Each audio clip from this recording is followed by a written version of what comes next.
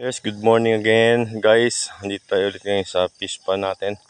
So kanina, nilinis natin ang fish pond kanina. Makita nyo kanina napakaraming water lily sa dulo.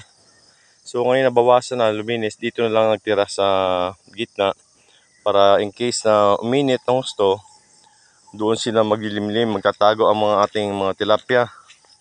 So ito guys, kita nyo. So kanina doon sa dulo, yun. So ngayon medyo okay na. Medyo malinis na. Ito. Ginhawa ngayon ng ating mga isda dito. At makakakilo sila ng gusto. Hindi na masikip kasi pag sobrang dami naman ng water lily, ay hirap din sila. Siyempre, wala silang gaanong malalangoyan at masikip nga sa ilalim. So nagbawas tayo ng water lily. Ito guys, nakakita niya. So makita nyo sa isang